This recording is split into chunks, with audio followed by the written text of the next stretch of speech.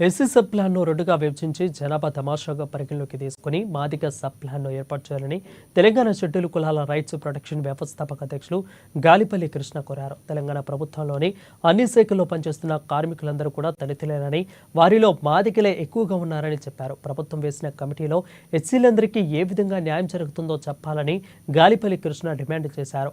ఇక డిపార్ట్మెంట్లలో పనిచేసే వారికి పర్మనెంట్ ఉద్యోగులను అవుట్సోర్సింగ్ పద్ధతిలో పనిచేసేవారని ఏ రకంగా గుర్తిస్తారని ప్రశ్నించారు.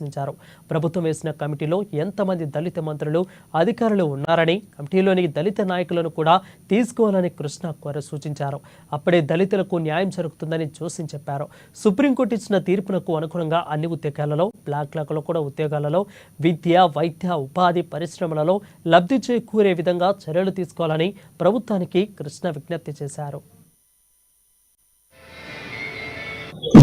జనగణలో ఎస్సీ కులగణన అని చెప్పేసి మేము కూడా మన సుప్రీంకోర్టు ఇచ్చిన ఆదేశాల మేరకే మేము మాట్లాడుతున్నాము. వీరలు ఇంతకుముందు నిన్న గానీ మొన్న గానీ జాజుల శ్రీనివాస్ ఆయన బీసీ కులగణన అని చెప్పేసి హైకోర్టుల బరాలు ఏ కులగణన అన్నారు తెలియదు కానీ బయటకు వచ్చిన తర్వాత ఫస్ట్ కులగణన అన్నారు, తర్వాత వచ్చి బీసీ కులగణన అంటారు. అసలు ఇది సుప్రీంకోర్టు మాకు ఎప్పుడో ఇచ్చిన ఆదేశాల మేరకు ఇప్పటి వరకు మా జనాభా ప్రకారం మాకు ఎక్కువ ఉన్నాం కాబట్టి మాకే రావాల్సినటువంటి నిధులు కానీ కూడా ప్రతి దాంట్లో కూడా మా దాంట్లో వేరే అగ్రవర్ణ కులాలు మా కులం పేరు చెప్పుకొని చేసుకునేది. రిజర్వేషన్ వచ్చిన తర్వాత కూడా మా కులానికి ఇంకా అన్యాయం జరుగుతుంది.